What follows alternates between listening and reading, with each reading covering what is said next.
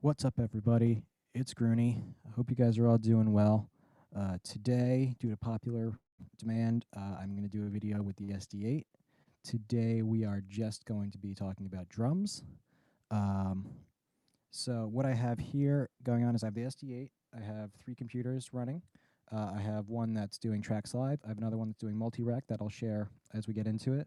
I have another one that's sharing the SD8 offline editor.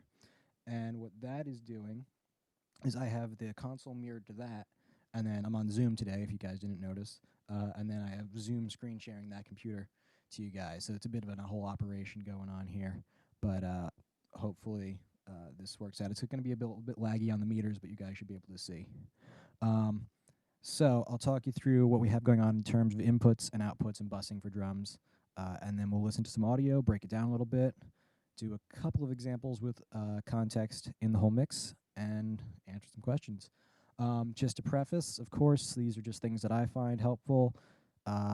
This session, the drums are sounded pretty good. Toms we'll get into in a second. So, don't take these EQs and take them as the word of God. They would. Um, so let's dive into it a little bit. The left-hand side, what you guys can see here is we have kick in and out, snare 1, top and bottom, single mics for snare 2 and 3, hats, rack 1 and 2 are shared, not my choice, but that's the tracks that we have. Rack 3, floor, we have loops, stereo overheads, and SPDs. It's actually a mono SPD. And because of Zoom, I actually have my iPad up over here so I can see the comments. So that's the input side of it. In terms of outputs, we have, I've been doing this actually for a while, this way when I need to. Mono kick group, mono snares group, stereo tom group, stereo metals, which is stuff like cymbals and hats, basically. That's it. Drums dry, drums comp, overall kit, which is these 3. So the signal flow there is all three of the, or 4 rather, of these groups all hit the drums dry group. The 3 shells groups also go to decomp, which is my parallel, and then these 2 groups go to kit. And then my effects returns all go to the drums dry group. We'll talk about latency as we get into waves, and if you guys have questions, pop them up. I can see pretty well what's going on there. It looks like the bit rate's a bit low right now. I'm getting a warning on YouTube. Yep, do what I can. All right, cool. So the way that this is set up is I'm listening to a different mix than you guys. I'm listening to everything minus myself, and you guys are listening to everything and me. So I am going to just run some audio real quick. We'll listen to the drums as they are, and we will break it down from there. I have one section of this track looped, and we'll just keep working with that, and maybe we'll listen to a couple other sections. So here we go.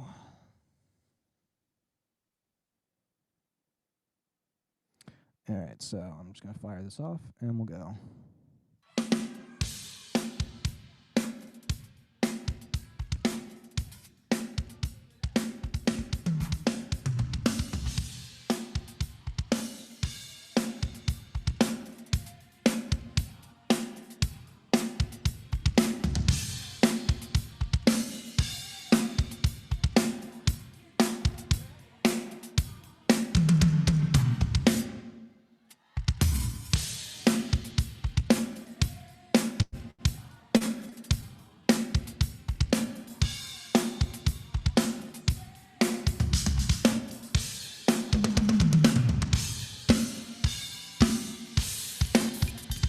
So cool. Drums sound pretty good. I'm sorry they're not stereo. I tried very hard to find a solution that would let me get this to YouTube that's stereo. Just doesn't seem to want to happen. So let's break down inputs. I'm going to start with the parallel comp muted. We will mute all the effects, of which there are 3. that we'll break into, and we will just start with the kick. So what's cool about doing this busing, the way I have it set up, is that's really easy for me to just mute what I want and don't want. So right now I can just mute snares, toms, metal, and leave the kick open. So I'm just going to backtrack here, and we'll just listen to the kick, and we'll break down what's going on there. Oops.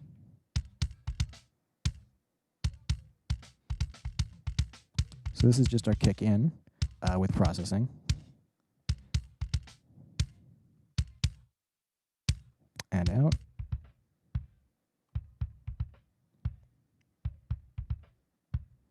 I should actually preface that I didn't record these. I did the recording for a friend, but it's not my mic's replacement. So let's start with the in, and what I'll do is just pop everything out, and then we'll go into waves a little bit later. We'll cycle through. We'll just look at console stuff right now. So that's without the waves insert, without the gate, and without the EQ.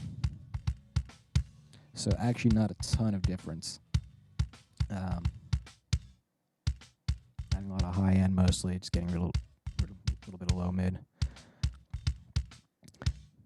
Alrighty, and the out.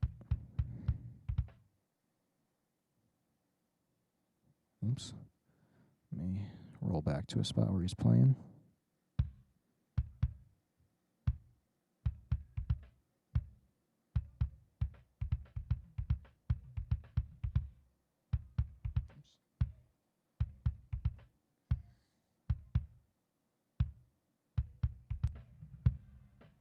I pop the filters out.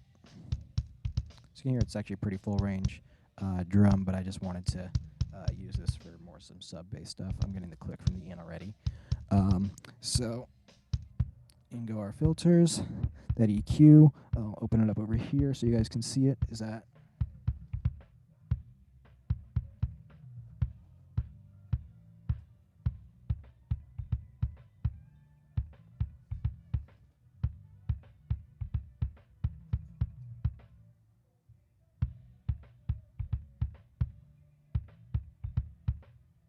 That's at like 300, so it's pretty standard.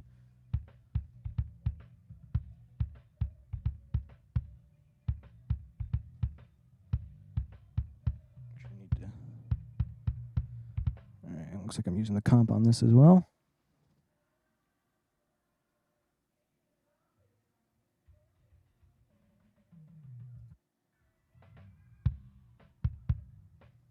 And by the way, if I gloss over something you want to see more of, just let me know in the comments, and I will circle back to it. But I'm just going to try to move this along so we don't do another 2-hour-long show.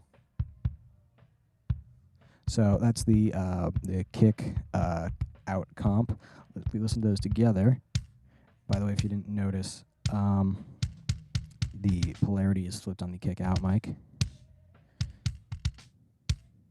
If I get rid of the out, you can hear it kind of thins out a little bit.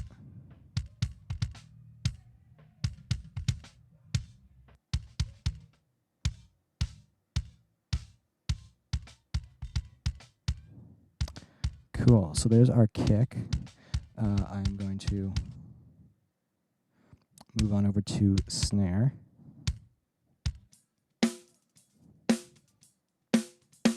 And remember, this is all without the parallel compression, which we'll get into later.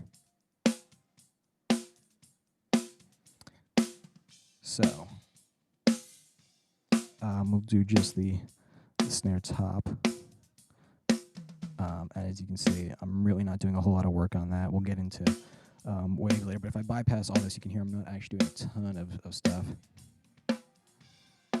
A lot of stuff going on in the compression and a little bit of EQ. If you can see that, I'll turn on this, open up the dynamic band here.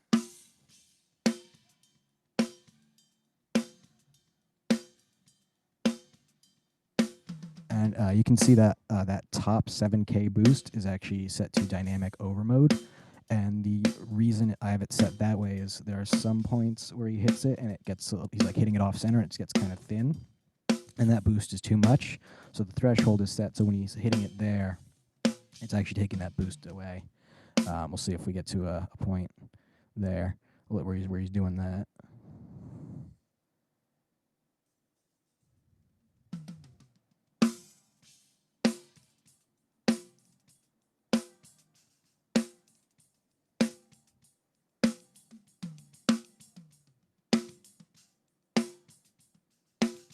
And then I just have the channel comp on because I was using it on the bottom mic, and yeah, it actually doesn't add any difference in latency, but it just had it on to have it on. The threshold, as you can see, is all the way up. Cool. Listen to the bottom now.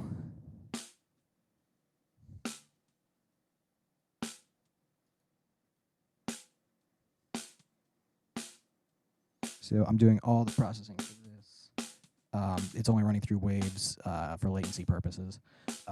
And so everything's happening on the channel strip for this. So I'm going to just pop all this out.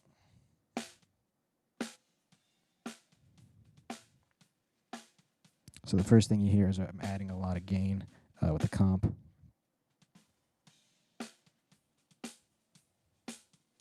So that was my first move there with the EQ. Those EQ points are, let's take a look.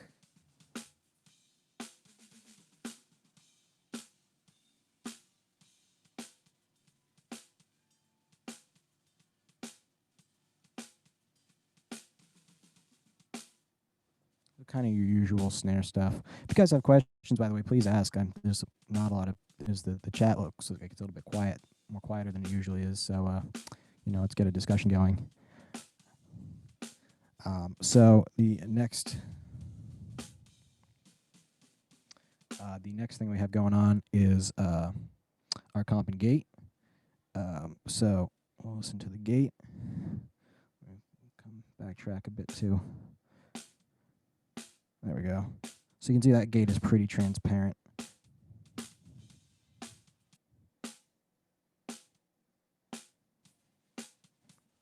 And I am using the sidechain to filter out all the low end from what the gate is listening to. So if I key that, oops.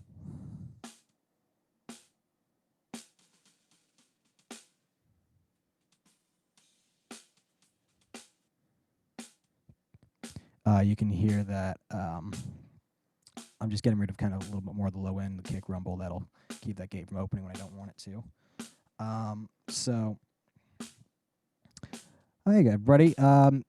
Super Cooper, yeah, there is waves. I will be getting into that shortly. I just don't want to be doing too much screen sharing, bouncing around. So I'm going to run through what's going on the console, and then we'll go through waves. So that's the comp in now, adding a lot of gain. The makeup gain is like at +8. Attack and release are kind of usual, like 12 millisecond attack, 200 to 3 release, 3 to 1 hard knee. To answer Omar's question, there is parallel compression, but we're going to build this mix, the drum mix, with it off, and then put it in. The way I was kind of taught to use it is get your dry group the best it can be first, and then add that parallel compression it's like an effect, basically. Again, this all sounds weird too because I don't have any reverb going on. We'll get to the reverbs in a second. So that's the snare one at least. Let me play them both together. So there's our snare. That's our kick and snare. No reverb, no parallel compression.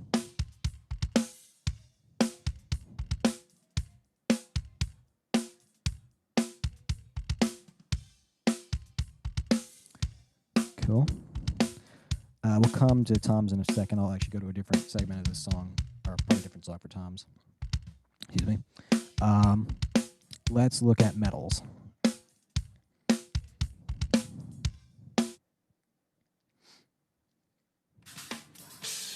So this is our overhead and hats, or just look at hats right now.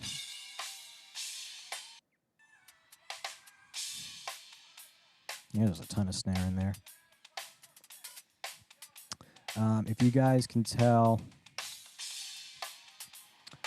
what mic that is on the hi-hat, drop it in the comments. It's pretty obvious. I didn't even notice, when I was at this gig, what it was. but you can hear it pretty obviously. Can I show the gate sidechain on the snare? Yes. Let me go back to that real quick. Sorry. Basically, I'm just using the filter to get rid of the low end. I'm not using a trigger or anything.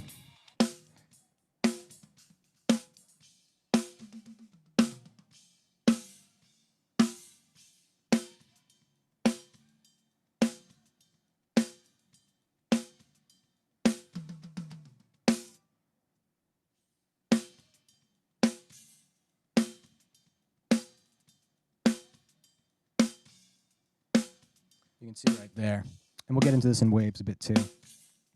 But it's just a filter on the key. There's no trigger or anything. So pretty basic. Moving back to hats.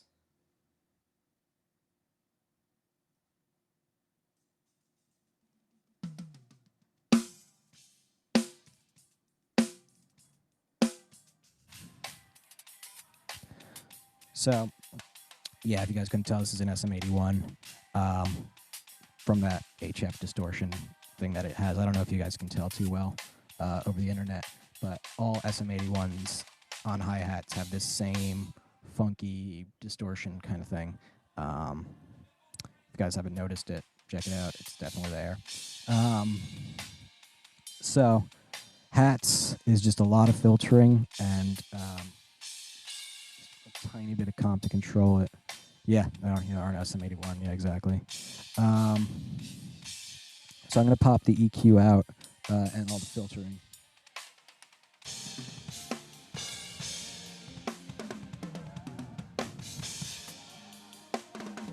So you can hear there's tons of stuff in there, right? So let me back up again. So the first thing is I can get rid of a lot of this low end. So high pass up to like 1.13K, right?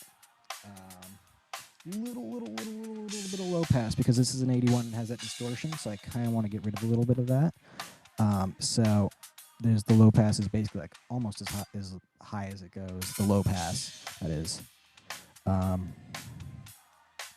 then pop that EQ in, and we're just doing a little couple of notches at 1K. I'll just boost that up real quick so you can hear. That's getting rid of that in the hat, and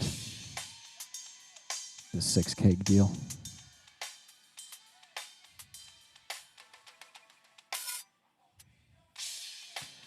Kale Comrade, I've played drums for 16 years. Never heard it called metals, but yeah, I mean, that's what they're made of. And I believe I picked that up from Dave Rat. Just stuck with me over the years. So hats. A lot of the inputs don't have waves like hats. Metal overheads does. We'll get back to that in a second. So here's overheads now. Stereo channel. Don't remember what mics these were. So again, high pass, pretty aggressive. I'm going to pop out what wave's doing. It's a C6 that we'll look at in a second.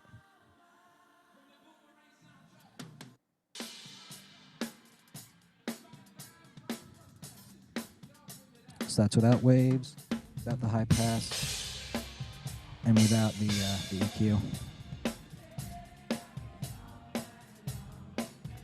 So, there's tons of stuff coming into that we don't need. You can think about this as kind of like trimming the fat, basically.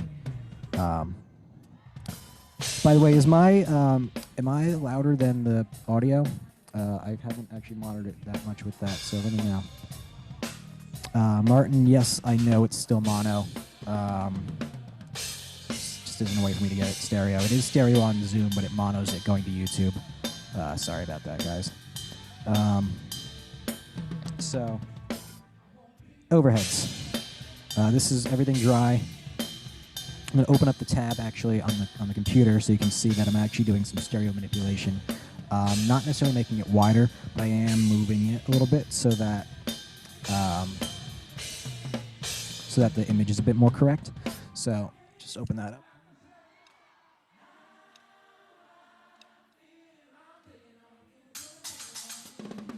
So if you can see at the top,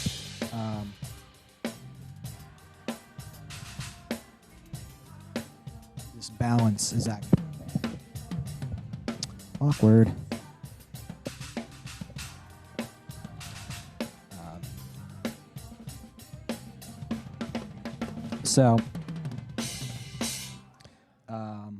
Anyways, I was saying, so that balance control, make sure this doesn't fall again, this balance control is stereo image, you can do like that or that, and then the width is, wider or monoer.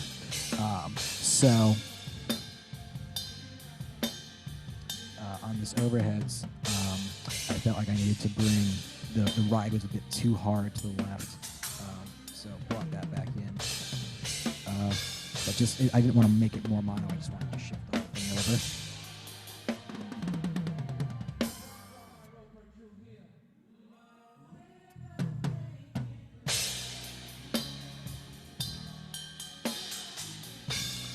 Cool.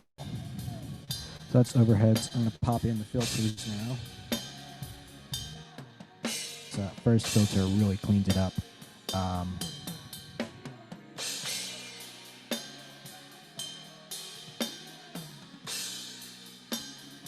Next thing I'm doing is, again, drum 600, 400 area, cut there, and getting rid of a little bit of harshness at 2.5K.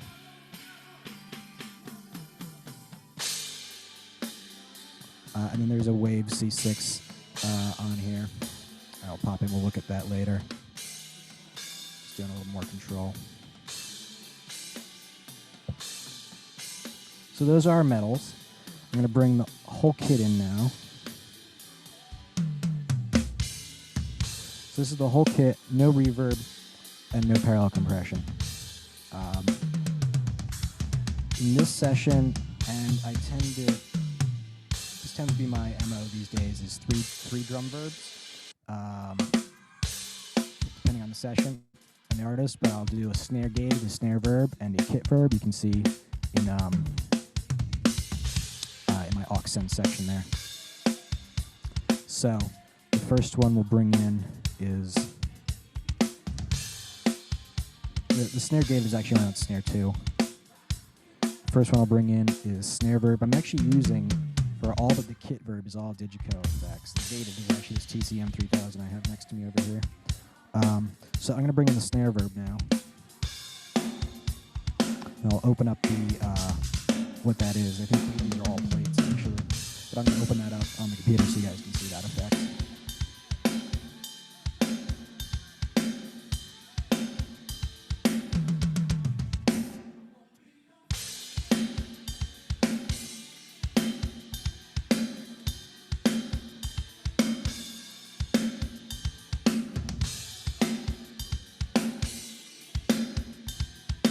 So the one that the mouse is over is the snare verb aux to the percussion plate. I'm going to go to a different song and just loop a different section just because we've been listening to the same thing over and over again.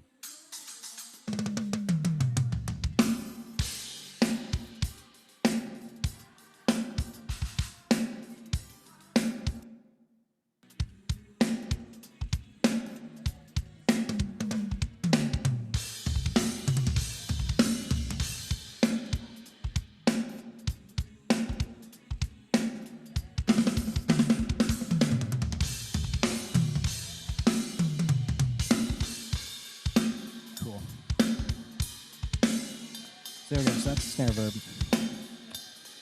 The snare gated aux is literally a snare gated verb. So I'll find a spot that has snare 2, which is what that's on in a second. We'll throw that guy. I couldn't do that right now because it doesn't be on this loop. So that's snare verb.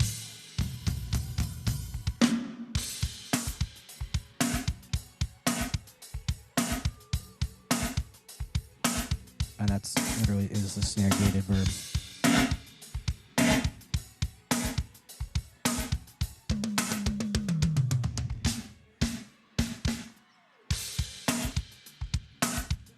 It's a bit ugly, but it kind of works in this song with the rest of the mix.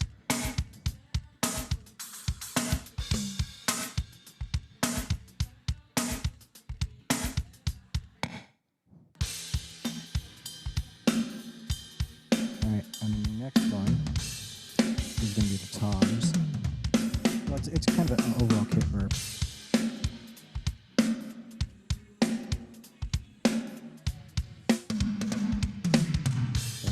I kind of just muted it off. You just listen to just the toms with those.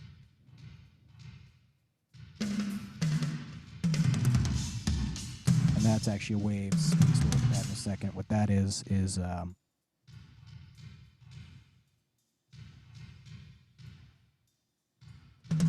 IRL with upper Casti model. We'll look at that in a second. But it's the deep stone room preset. So let me bring the whole kit in now with the verbs, no parallel compression, just with inputs and verbs.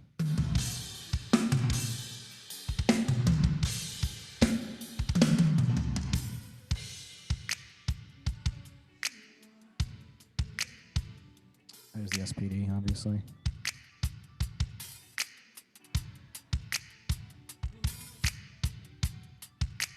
You can hear there's a little bit of verb on the kick. Obviously, that return is high passed. One thing I do want to point out while we're talking is that the snare gated return gate is keyed off of the aux sound. And the reason I do that is some gated verbs are kind of cheesy. So I could do that in a gated preset. You can do that thing, whether you want that or not, depends. So then, if you want, again, there's some philosophy. Some people like to key it from the input. I do it from the aux, so that way whenever I send to the gated bus, you get that gated sound. If you only do it from an input, if you want to put something else into that, then you got to figure it out. And you do a bus, you might end up with a bus, which is what we did anyways. So I always do that from the aux. So that's sometimes if you use just a gated preset, it'll do what you want. But for this, it's a little bit too like non-lin and cheesy.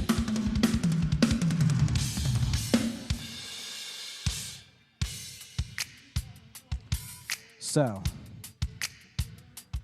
I'm going to jump to waves right now. I do just want to point out that this took me a lot of prep to get this right. I love that you're all just complaining about my vocals.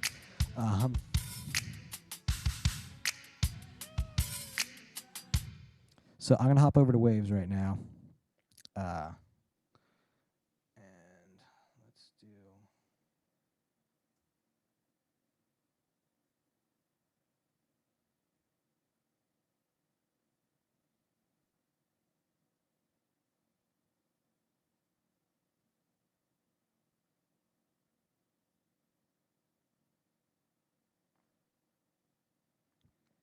So the first thing is that all the drum inputs, whether or not I'm actually doing processing or not on them, go through multi-rack, and that is for latency alignment. Whether or not, even if your console has like its own plugins, right, and you're inserting one or the other, it's still eating time. So you still want to take care that instruments that are part of the same group, you're maintaining your time relationship with, especially like drums, where time is the whole point. Just to answer the question real quick, I've been working on this file, and I decided this would be a cool one to share. I don't have Ducker set up or anything, just because this session was not built to share. It was just built for me to play with, so deal with it. So you can see all the inputs here are on the are in the drum input latency group, and then my two output buses are in another group called drum outputs, and the other member of the drum output latency group is bass, because those two elements I feel like shouldn't wander too much in terms of time offset.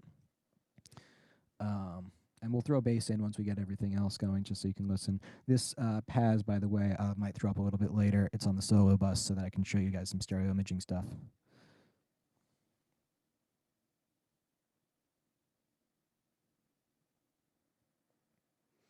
So we'll talk about toms now. As you can see here, there's not really a whole lot going on with kick and snare. Kick is just this is a different gate that I like better than the most console gates. A little bit of API action happening. Oops, my overlay thing is in front of the screen. I'm actually going to turn off. I'm going to turn this off because this is on me, and I think it's just burying me. It's just a noise suppressor because there's actually a lot of fans running. Same thing on kick out. Snare top is the Shep's omni-channel guy. Gate in there. The preamp is just a saturator. I don't think that would come out over the compression, even through Zoom, which is a lot better than Be Live. It would still get eaten up. So it's a bit unfortunate, but it's what it is. EQ. I felt if you went to do kind of your normal scoop on a snare, that it was just losing too much. Even though I wanted some of it gone, it was just too much. So there is a little bit of ducking on this de-esser section, but it's not really taking a lot out. So I want to get into toms, though, because that is where a lot of the liftings have. Snare 2, 3 hats, nothing really happening. Overheads, we'll look at the C6 as we get there. I don't think that thing was really doing anything too crazy. Yeah, nothing really crazy there. So, toms. Let me find a tom fill that will loop, and we will just work through each tom.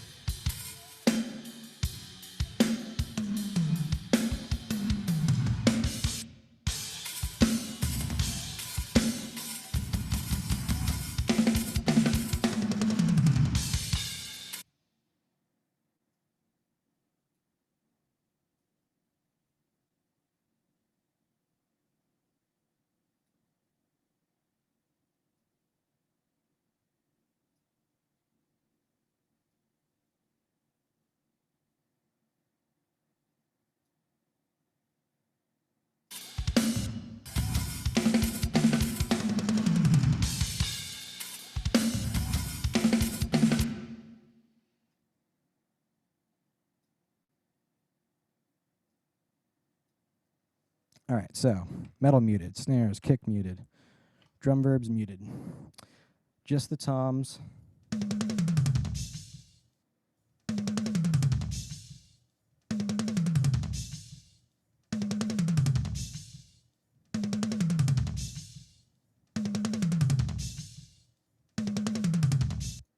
So I'm going to bypass all the processing on the toms. You're going to hear that there's quite a bit of difference between each one, and we'll talk through how to kind of get some similarity going.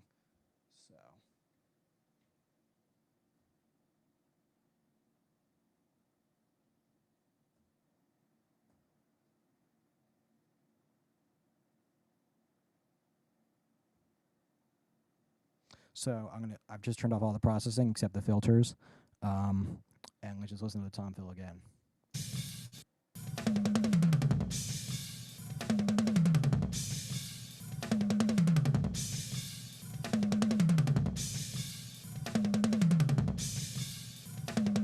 So obviously we're going to want some gating. The thing that sticks out to me is that there is not a lot of homogeneity between those toms. So what I want to do is I'm going to pick one that's kind of going to be a reference and match the rest to that as best I can in terms of general tonality, not like notes, but just in their tonality. So for me, the best sounding one is the rack 1 and 2.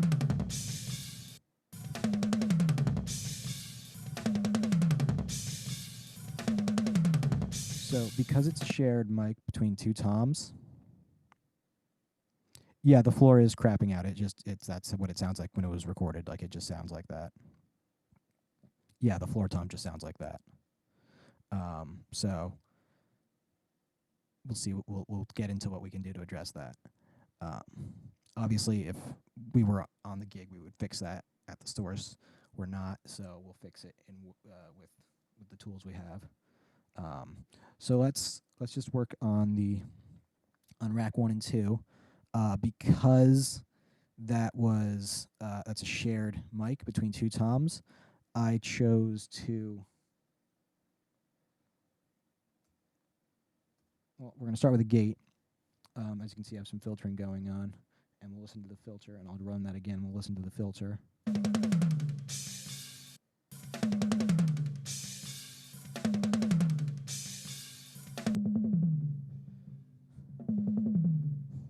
So that's the gate filter for the toms, for rack 1 and 2, rather.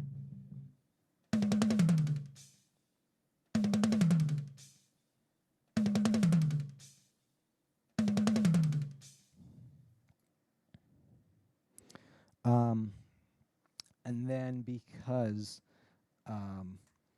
it's a shared mic, I felt that the best way to approach EQing them would be a dynamic solution, because I didn't want to just commit to one set of filters for two different sources that are on one mic.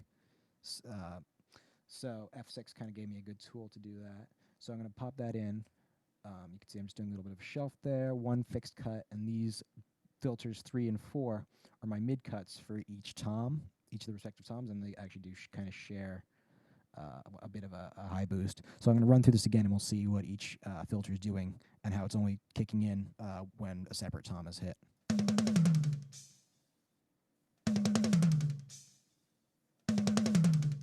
So you see how 4 is kind of only really dipping in on the second rack that's shared there.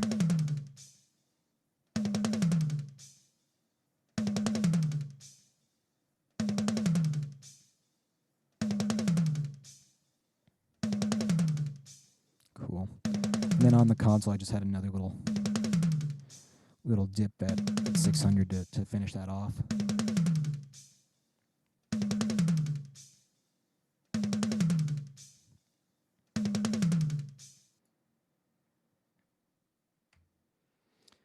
Rack 3 by itself was another interesting one. A lot of you guys didn't catch that. That one also didn't sound that great.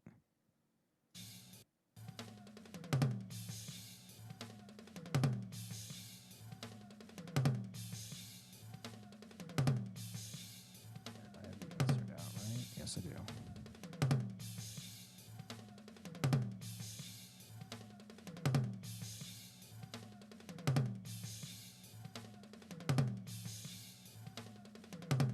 So the first thing I wanted to do is that when this drummer, from listening to the show, when he goes around the toms, I hear that he is not hitting them all the same. He's really getting into the first two toms, and he's kind of losing energy as he gets around the rest of it. So the tool I wanted to use to address that is Smack Attack, which is just a transient designer. To answer Haywood DJ's question, I can pretty much do this on site. Once you have a workflow established, once you can quickly identify a problem that you have and how you want to address it, and also if you have your libraries of presets built out and prepare a file offline. So it's pretty easy. On my USB drive, I have libraries from years of presets and things I like, and I can just load those up and be ready to go pretty quickly. So this is totally doable on site, depending on if you're the opening act, maybe not, but if you're the headliner, then you can have some time to work on this, or if you're in rehearsals with an artist. So rack 3, I'm going to throw Smack Attack in now, and we'll just hear what that does for us. As you can see, I am not adding that much to it. A little bit more attack and a little bit more sustain.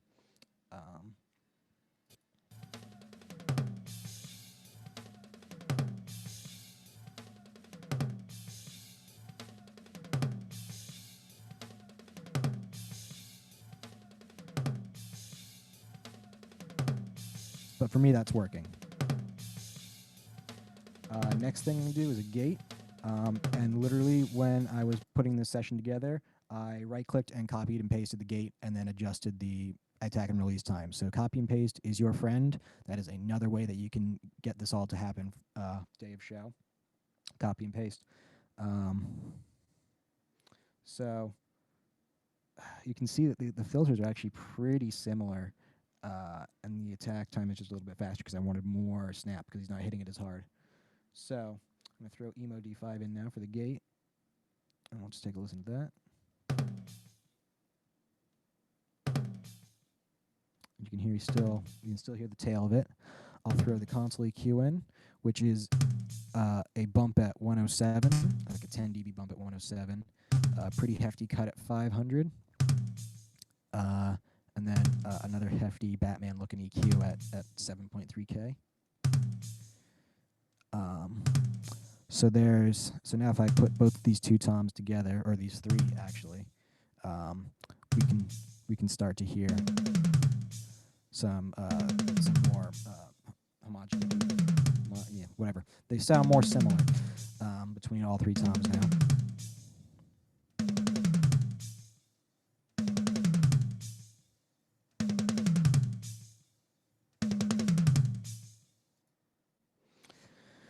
All right, and then that floor tom. To answer Haywood's question, yeah, this is all about signal flow. So the plugin order, goes left to right. So it's signal flow. So transient designer into a gate or after depends on how you want to impact your sound. If you do it into a gate, it impacts your attack time and how the gate opens, and same with after. So it does matter. Signal flow is important. If you're young out there and you're just starting out, then that's the only thing you really need to know about. Don't even watch this video. Watch one on signal flow. Let's move on to the floor tom, because there's quite a lot of stuff happening on that to make that sound kind of passable.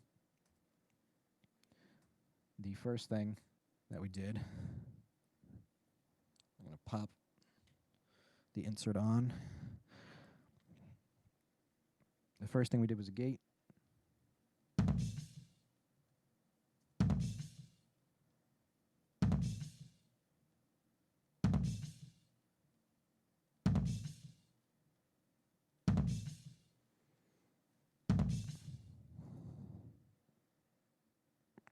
I know that you're not starting out, but I'm just saying there's other people here that might be younger watching this later that don't get caught down in this. Figure out your signal flow first. The next tool here is Torque, and there are a lot of guys using this live. The Mix U guys really like this one, and it's come in handy here. So for me, when I'm listening to all three of these toms, the floor is a little tuned too low, and it's not following the order of the rest of them.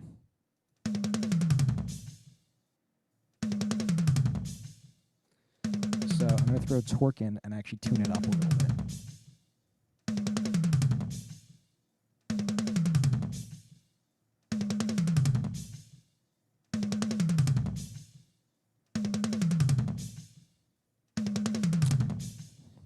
I'll mute the other two.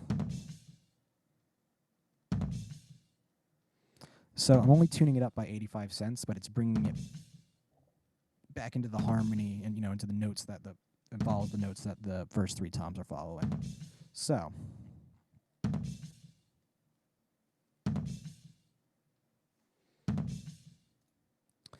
the next place I want to go is Vitamin. Vitamin's going to allow me to completely reconstruct what this sounds like.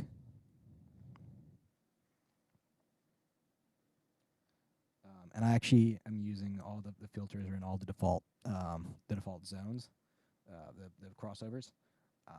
But take a listen to what this does.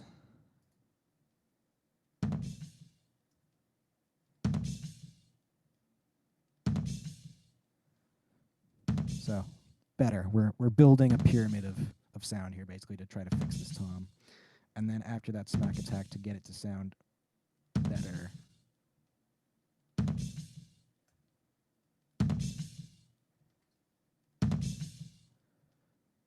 So we can only go so far there. I'm now going to hop back to the console and throw in a little more EQ, because I haven't actually done any EQ yet. Pulling a lot of stuff out, 200 area, 400 area, a lot of that's gone. And then your usual kind of drum EQ, you know, boosting a little bit at where it resonates, the fundamental and the stick attack. So I've thrown the channel EQ back in.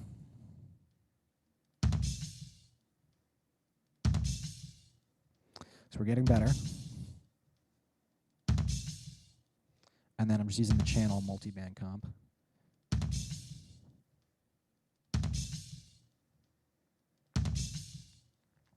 So now with all three toms, not perfect, but it's better. That's kind of what we have to work with. You know, we don't really have Steven Slate drums to replace within live sound, you know, on the console level. So we do what we can. So those are the toms. And then if I throw the verb back in with those, let me just make sure I'm not also including the snare verb.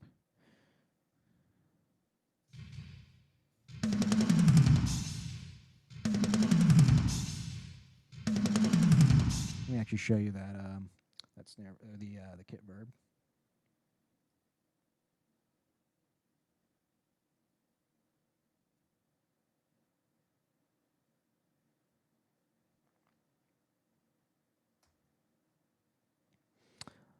IR efficient M7 deep stone.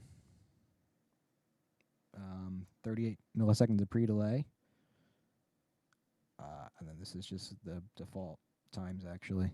Actually, I think I made it a little bit shorter. But, so. If it sounds like a bunch, just remember, too, when we put this in context, it makes it's going to stick out a little more. So those are our toms. Let me mute all the words again.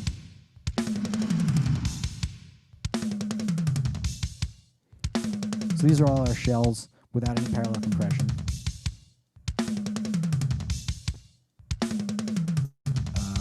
Throw some reverb in.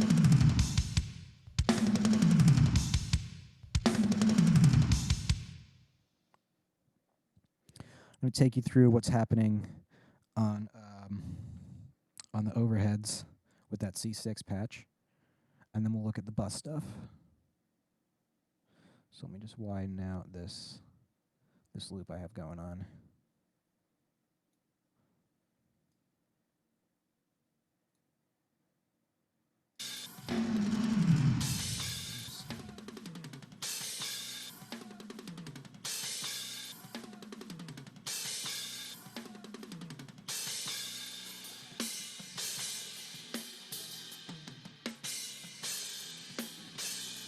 So I'm actually really not digging too much into it.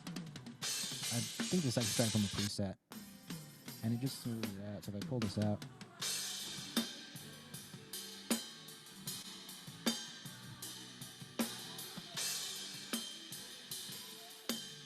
that top band you can see is kind of acting like a de-esser.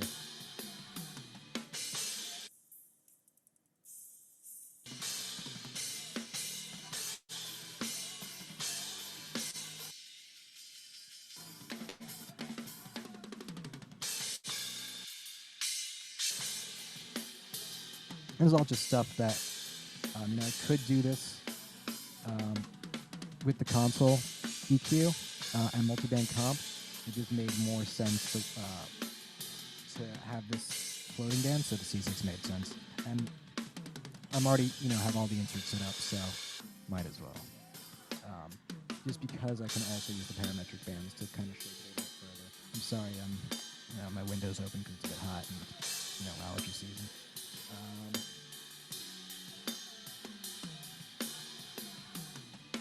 So,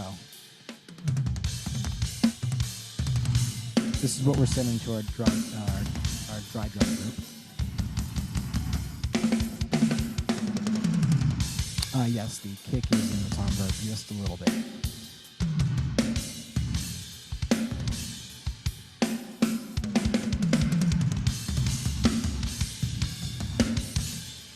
So, the bit that everybody wanted to know about, I'm going to a different session, just so this keeps it interesting a bit. We should move over to the last song of this set. Sure, why not?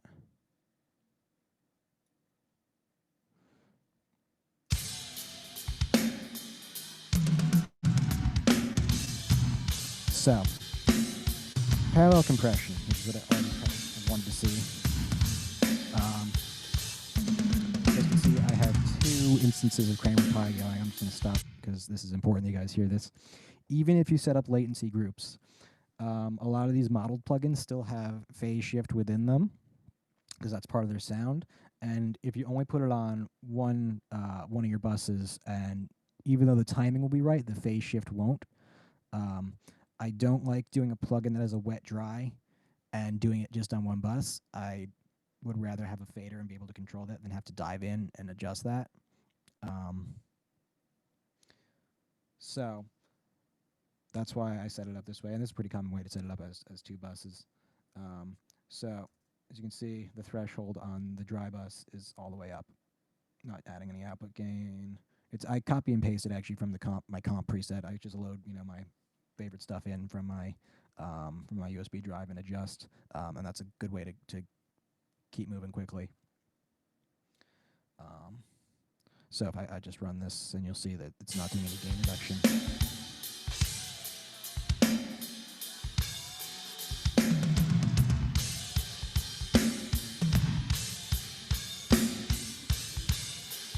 All right, cool beans. Decomp. I'm going to mute my dry drum bus. I just call them drums and decomp. That's how I've been doing it for years and years and years. So this is the decomp bus.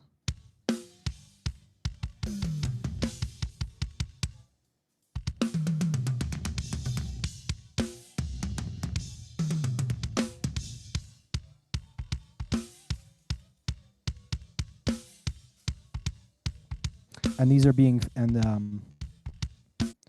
this bus is being fed from the output groups. To answer Haywood DJ's question to double the plugins, it does not. This plugin is fairly light on CPU usage. You can right click and see what you're doing. So CPU consumption 10% of core 0. I think there's like 4 or 5 cores. Another thing I actually just learned today is if you have multiple instantiations of the same plugin, it actually doesn't use as much DSP as using 2 separate plugins that have the same amount of DSP usage, because it can share resources now, like the base GPU, like the GUI can get shared.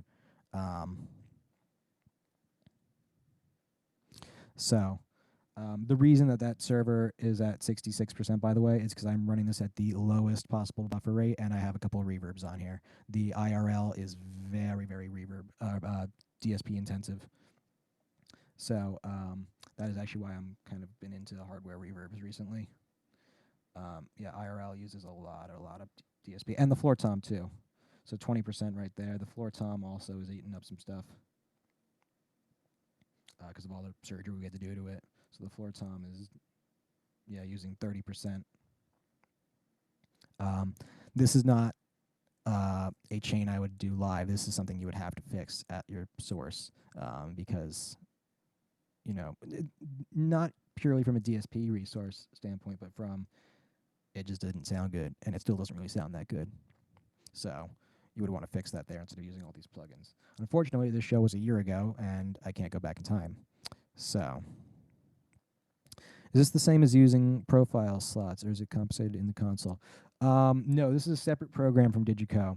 So you do your own latency compensation in here, which is why I run even the inputs that are not getting waves in the drums through multi-racks, so that they are compensated within themselves. And we'll add the bass in and pull the rack in and out, and you'll see kind of how the time alignment works there.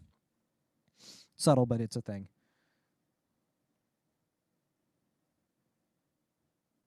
So getting back to the drum comp.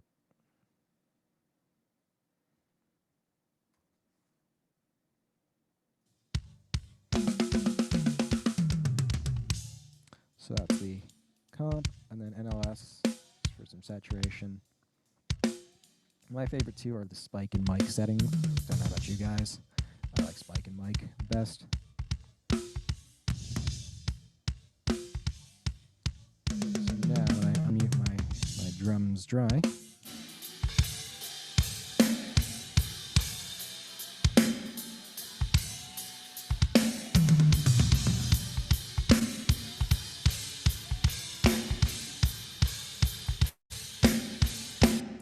To answer Omar's question, is there a max number of channels in multi-rec?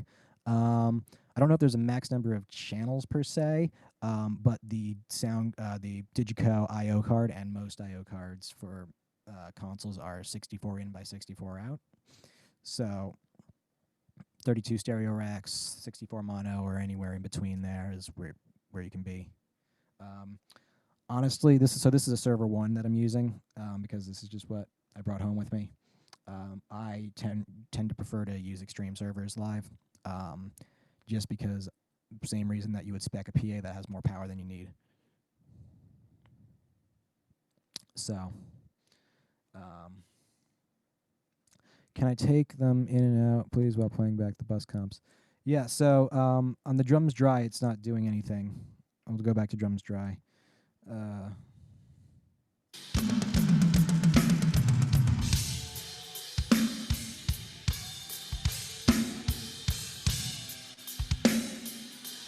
And drums comp is going to sound exactly like that, but without the reverb.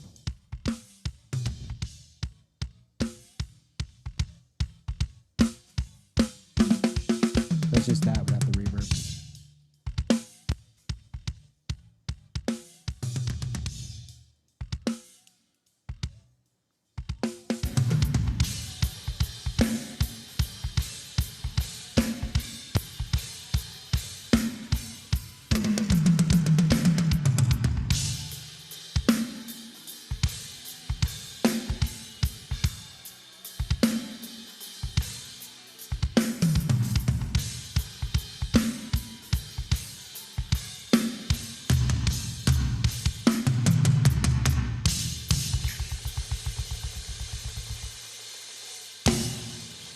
Cool.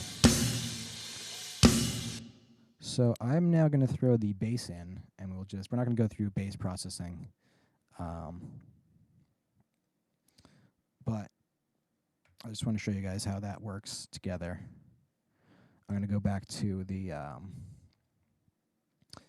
Digico screen now.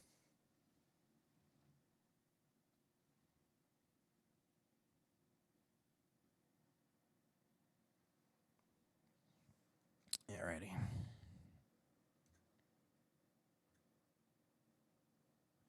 Cool. So, drums that we've been working on.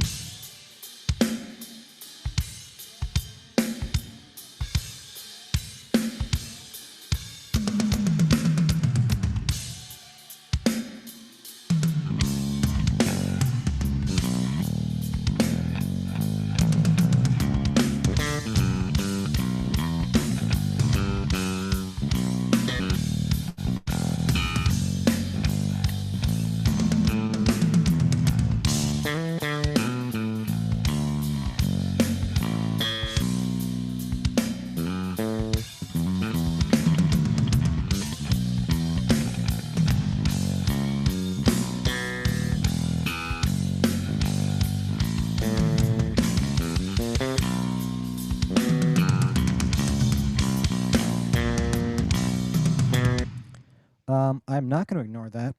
I know that the D Live Waves card is 128 by 128. I said most. The Yamaha one is 16 channels. So, and I believe the Avid one is 64 or 128, something like that. I forget exactly. I just know that this one is 64 by 64. Behringer one is 32 by 32, et cetera, et cetera. So, not ignoring that, just, what would I do if I had a minimum spec server? Server 1 is really the minimum that I would feel comfortable going down to with any. Even if I was only like using 2 plugins, I would still feel better about having the most amount of headroom possible, because for whatever reason it chooses to spike for who knows what reason, then same like why they overbuild console CPUs, just because I don't want it to spike and take out the audio for a second. I'd feel more comfortable with the headroom, and especially if I'm only going to use one plugin, it's probably going to be C6s and reverbs. So I definitely want the power there. I did talk about this last week with Chris Custer, that about the Waves server pricing scheme and the power they actually have. It looks like soon that might be able to cascade them. I'm not sure. Can Digico have two Waves cards simultaneously? So consoles like the 8 and 10, that card is actually built in. But in the 12 and the Quantum 7, well, the Quantum 7, the card is built in as well. But you can also add what are called DMI cards, which are basically like your Allen and Heath cards, or et cetera, et cetera, et cetera. What are the Yamaha ones called? YG cards or whatever. And so you can add in more, and you can also get a thing called an orange box, which is like just a 2-card host to get even more DMI cards. So you can get Waves ones, you can get MADI over Cat5 BNC, Opticore, the Auto Mic Mixer. What else? Just line in, line outs, AES in and outs, Aviom. I forget what other ones they have. They have. So yeah, to go back to Omar's thing, the card is built in. You used to be able to view it on the screen. I never liked that because it was sharing processing power with the console, not like audio processing power, but like graphics power. So it was a bit laggy sometimes. And that internal loopback software was always the thing that whenever people complain about like a Waves crash, it was usually that loopback software that failed, as far as I'm aware. So running it externally, I've been doing that since I brought the console home, because there's more options for plugins, because you're limited to V9 after whatever the latest Digico installer was, like before they made the update that took that out of the console. So lost my train of thought there, but you have more plugins and it just runs better. So that's why I do that. You used to be able to run it on this console's actually on that software version, but it just takes a long time for it to boot up, and it's a bit laggy because of the graphic sharing. So they did remove that, and it runs better.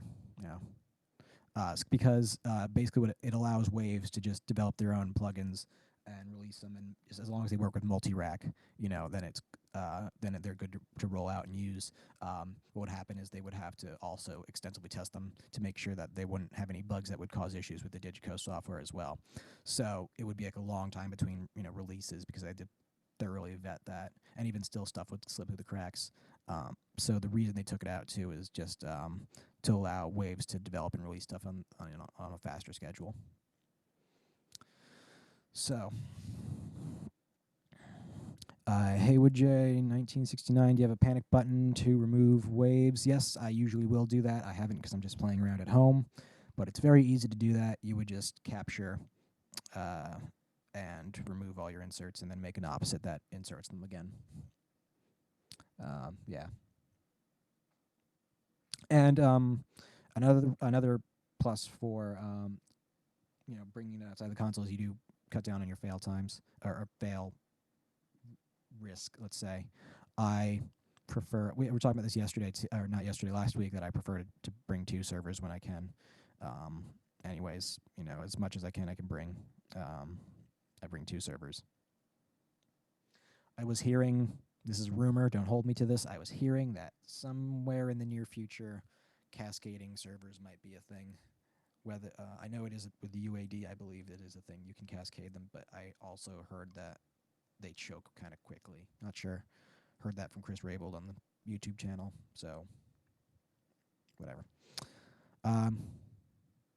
Yes, this console is Core 2. It is $929. And it's left that way just because Kay likes us just to be able to open it up and insert Waves and go, and not have to bring around another monitor. But I'm just running this on my late controller laptop, and it's running pretty well. It's a touchscreen, so I have this little pen doodad here and can have kind of a touchscreen. So works out. So what I'm going to do is, we heard the drums and bass. I'm going to throw in the other stuff minus vocals.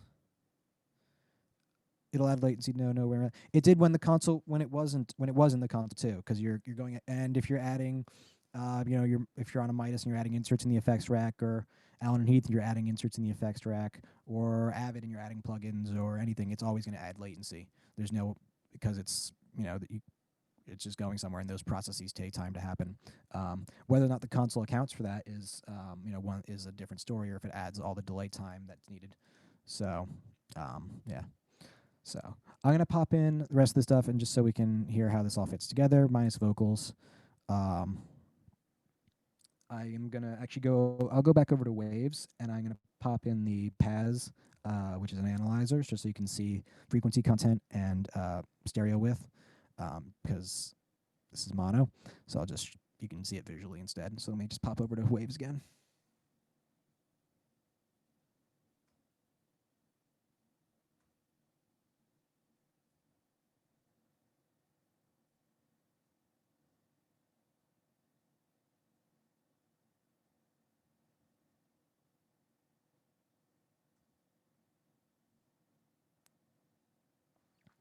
Cool. So I'm just going to start this section over again, and we'll just listen to everything.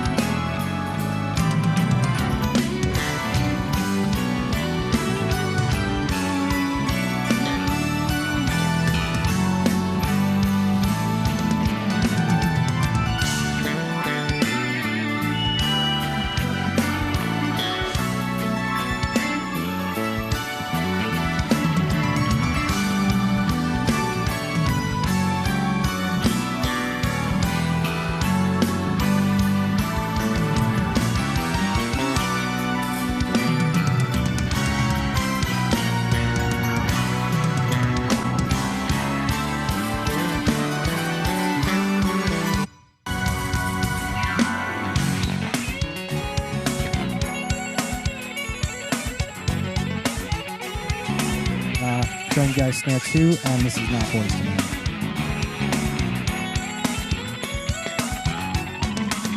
I mean, this is voice band, it's a cover.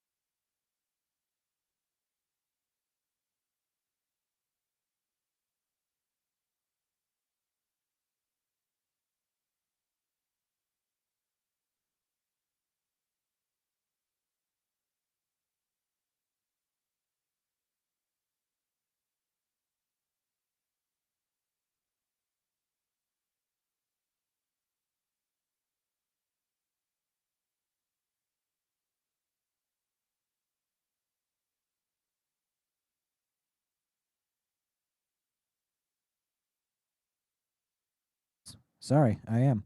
Um, Sorry about that. So we'll start back with Omar's question. The band, I did not tour with this band. Um, I recorded this for a friend whose computer was having a problem. I don't have a Waves Gone macro on this session. Um, Sorry. So yeah, recorded this for a friend that I was teching for. His computer was having an issue, so I did him a favor and recorded this. Sent it to him later. Um, it is a big file. It's like 100 gigabytes. So it's 96K. It's like 50 inputs. So it's a big file. Um, so explain what we're looking at with PAZ. So the top of it is a FFT, and then the bottom is just an amplitude left versus right. So you give it two inputs, and then it just it shows the amplitude left to right. One signal that's fully it's left channel only is just going to show up all the way here, and only right is there, and anything that's shared is going to show up in the middle there. So you would see the toms go like that, or the keys are going to look like that, and the guitar, etc. Vocals would be right up the middle.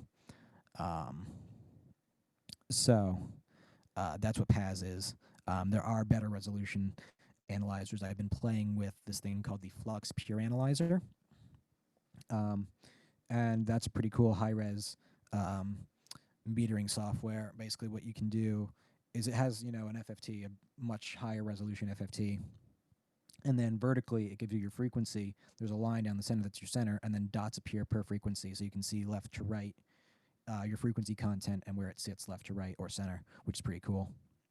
And then it gives you the same kind of phase meter that PAZ does. Yeah, it's a pan indicator. Cool. The other macro that I had here that I've been pushing was I have one that just turns delay on and off on a guitar, but I haven't been touching that. Any console layout questions, plugin questions, reverb questions, etc. that you want to see that I should explain some more? But Coolzers, yes.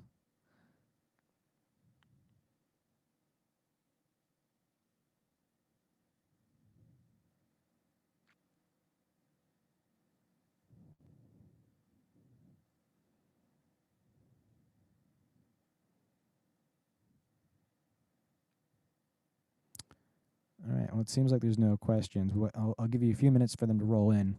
Um, in the meantime, I will briefly talk about some other console setup things. I'll look at the. I'll show you the effects. Actually, we'll go through the whole effects page.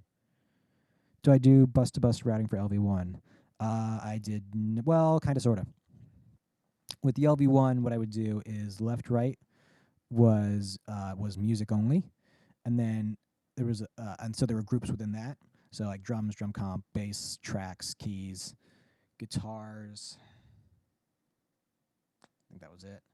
And so those all went to left, right, the master bus, and that was music only. And then in my matrix, I also had a vocal group. So the matrix combined master, which was music, and the vocal group. And then I can also combine, so I can make other mixes for my front fills that can have band down, vocals up a bit, stuff like that. So that worked out. It's kind of a cheat of bus to bus. I know Cooper has been doing some bus to bus stuff. He found a way on the most recent version where you can send, I think it's monitor mixes only, or the monitor designated auxes only, which you can view as kind of a variable level group. And you can send it to the group that is to the right of it, or the bus that's to the right of it, I believe. Correct me if I'm wrong, Cooper, if you're still watching. Do you use this many buses when doing a show file, or is this focused on the drum file? Nope. I will, if I have this many. So when I was with Super Duper Kyle, which was this many drums, I think, if not more, we actually had more because I was working with another guy on it. It was a complicated situation. But we actually had individual kick, snare, and tom parallel buses, in addition to snare and tom buses for each. We had two snares. So it'd be like snare 1, snare 2 bus, a snare comp bus, kick bus as well.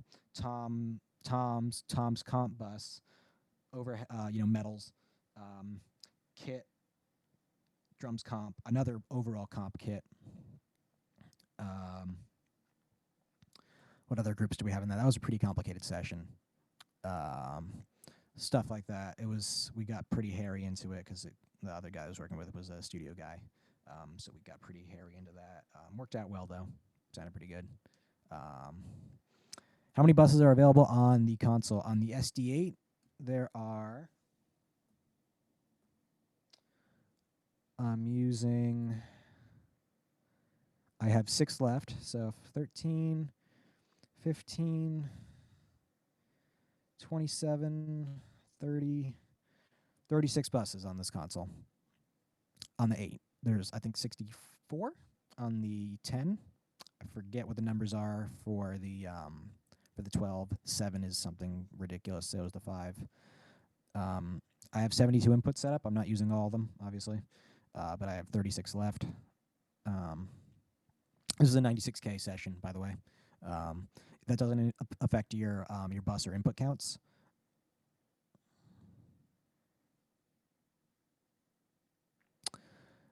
Do I do aux subs or just left right? And how do I tune the system? Do you have a contour between subs and tops plus 10 via subs or whatever? So I used to do aux fed subs, and in fact I did that with Kyle. And I stopped doing that because if you are doing aux fed subs, depending if you're doing those auxes from the input level, then you are not going to get any of your bus compression going into the subs. You're only getting the input compression. So, plus stuff like the very low end of a snare, et cetera, you would kind of actually want to go into the sub just a little bit. Do I have a contour between subs and tops like 10 dB? Not one that I've measured and I can say I look for that. I know it in my mind what I look for on the subs. I really like the way that the L Acoustics default tuning. That to me sounds really good. That contour that they do, and contour is exactly the word that they use. I like that a lot.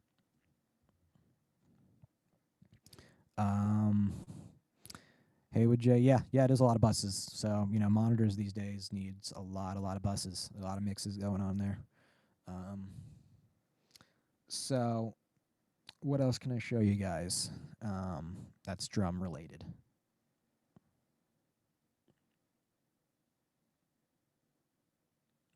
Actually, to touch on Simon's question real quick, I find that systems that are tuned perfectly flat, all the way across, do not sound good. I do not really care for that.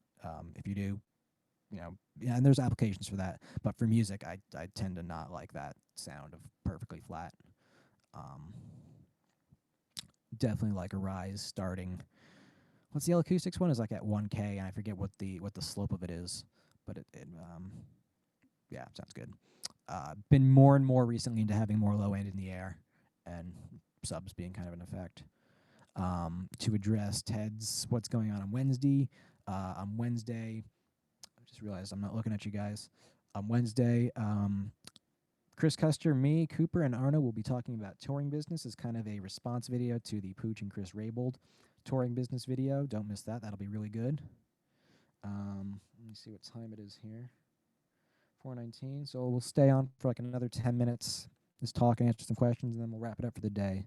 So again, if you have any more questions, comments, concerns, thoughts, want to tell me I suck, want to tell me I'm great, get them in now or forever hold your peace, or wait till Wednesday. And then, yeah. So maybe what I'll show you is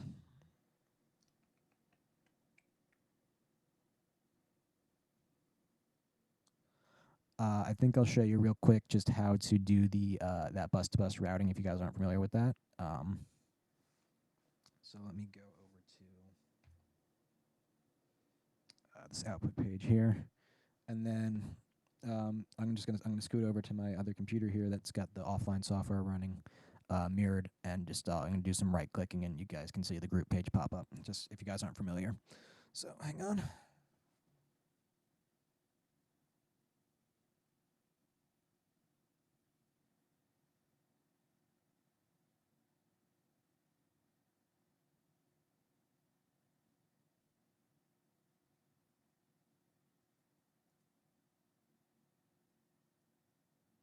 And these are the groups we're looking at.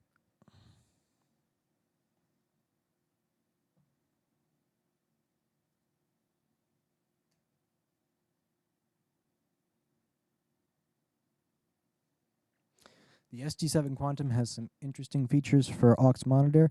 Yes, that is called nodal processing.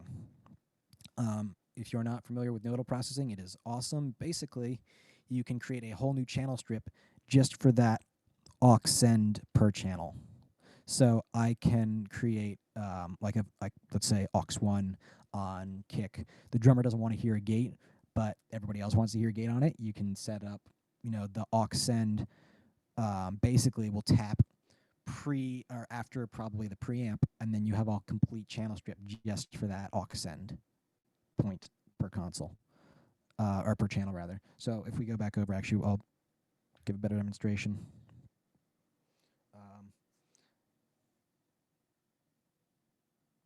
So like if I was to right click on that aux,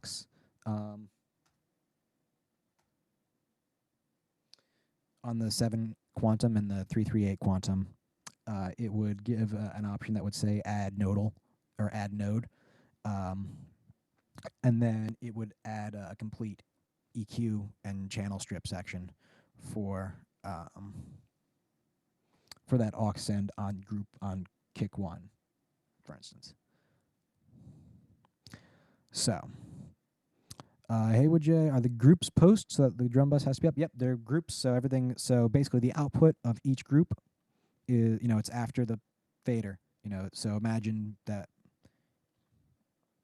Imagine these as input channels that are just, or as Pro Tools, as stems on Pro Tools that are going to another bus.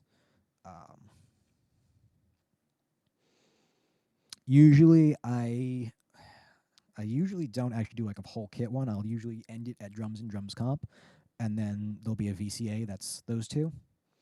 I was, just experimenting, and decided to give doing a group for everything a try. But it does add a little bit of latency, actually, doing it that way. It's something really small, like under 10 samples. So, yeah. Ted is saying Soundshop Vlogs Rewind episode. Yeah, that's a good one. When the A8s fell off the truck, don't miss that one. That was a cool one. 1K sub contest soon. Yeah, we were actually talking about maybe doing like this was going to be like the 1K giveaway, but we decided that nobody would want that. So, not the chair, like this video. Cool. So it looks like there aren't really many more questions. Do I then use CG groups for the kit? Yeah, so if I don't do this kit group, then there'll be a control group for like drums and drum comp. And in fact, probably actually, I don't have this layer set up to have that, but yeah, I don't think I have any control groups going on in this session yet. I threw this up like 2 days ago.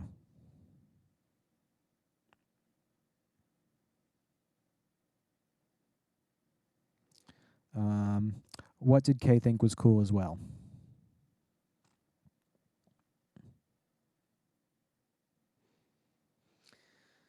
Cool. So going on an hour and 25 minutes. I'm going to wrap it up here. Don't forget, if you haven't... Oh, Digitube. Yeah, Digitube's cool. Let's see where I'm using it.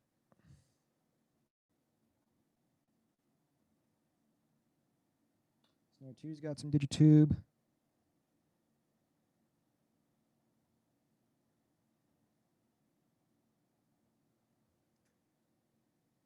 Probably bass is where that's going to come in.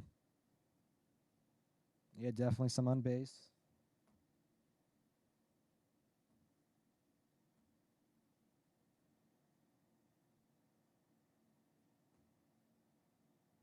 Yeah, all these basses and keys, all have them. So actually, what I think maybe I'll do is another time we'll do a video where I'll pull up the Flux Analyzer and we will analyze harmonic distortion stuff. We'll look at Digitube, we can look at NLS, we can look at Kramer tape, stuff like that. And we will measure the distortion and kind of look at biasing and stuff like that, and odd and even order distortion, stuff like that. So if you guys would be interested in a video like that, let me know, and we can put that together.